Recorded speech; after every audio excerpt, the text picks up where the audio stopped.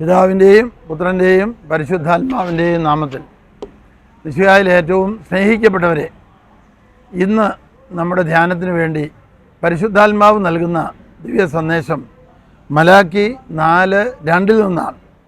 ദൈവം അരുളി ചെയ്യുന്നത്: എൻ്റെ നാമത്തെ ഭയപ്പെടുന്ന നിങ്ങൾക്ക് വേണ്ടി നീതി സൂര്യൻ ഉദിക്കും, അതിൻ്റെ ചിറകുകളിൽ സൗഖ്യമുണ്ട്. തൊഴുത്തിൽ നിന്ന് വരുന്ന പശുക്കുട്ടി എന്ന പോലെ നിങ്ങൾ തുള്ളിച്ചാടും. മലാക്കി 4:2. ദൈവനാമത്തെ ഭയപ്പെടുക എന്ന് പറയുമ്പോൾ എന്തായിരിക്കണം നമ്മൾ മനസ്സിലാക്കേണ്ടത്? ദൈവകൽപ്പനകൾ അനുസരിക്കുക, ദൈവവചനം ധ്യാനിക്കുക, പഠിക്കുക, അനുസരിക്കുക, ദൈവമഹത്വത്തിന് ചേരാത്ത എല്ലാ പാപപ്രവൃത്തികളിൽ നിന്നും പിന്മാറുക. ഹല്ലേലൂയ, യേശുവേ നന്ദി. അങ്ങനെ നമ്മൾ ചെയ്യുന്ന പക്ഷം മരിച്ചുയർത്ത കർത്താവ് പിതാവിൻ്റെ വലത്തുഭാഗത്തിരുന്ന് നമുക്ക് വേണ്ടി മധ്യസ്ഥം വഹിച്ച് പാപമോചനവും പരിശുദ്ധാത്മാവിനെയും സമൃദ്ധമായി വർഷിക്കും. എൻ്റെ നാമത്തെ ഭയപ്പെടുന്ന നിങ്ങൾക്ക് വേണ്ടി നീതി സൂര്യൻ ഉദിക്കും.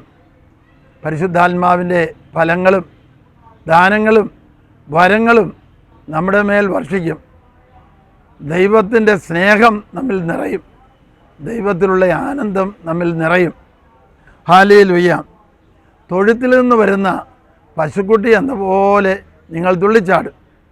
കേരളത്തിലെ അൽഫോൻസ, അമ്മ മരിച്ച പെൺകുട്ടി, സഹനം കുട്ടിക്കാലം തൊട്ട് ഉണ്ടായിരുന്നു. ദൈവവിളി സ്വീകരിച്ച ശേഷവും ഉണ്ടായിരുന്നു.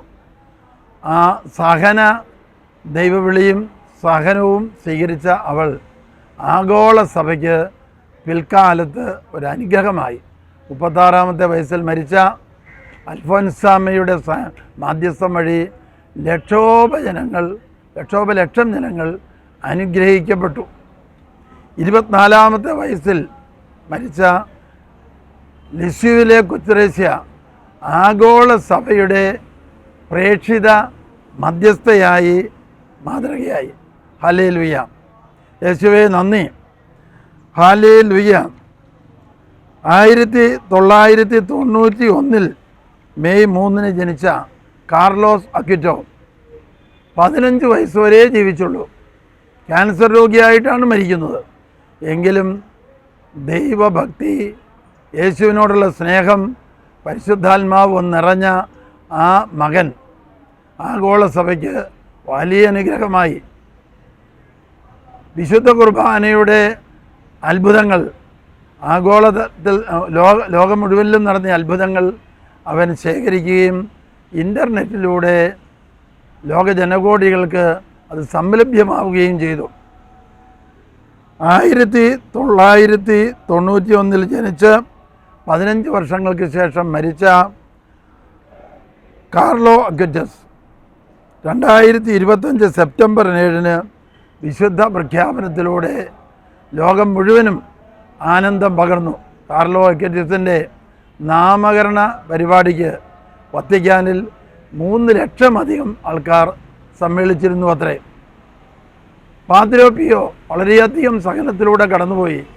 എന്നാൽ കോടാനുകോടി ദൈവമക്കൾക്ക് പ്രത്യാശയും ആനന്ദവും മധ്യസ്ഥവും സഹന ജീവിതത്തിന്, പ്രേക്ഷിത ജീവിതത്തിന് മാതൃകയുമായി.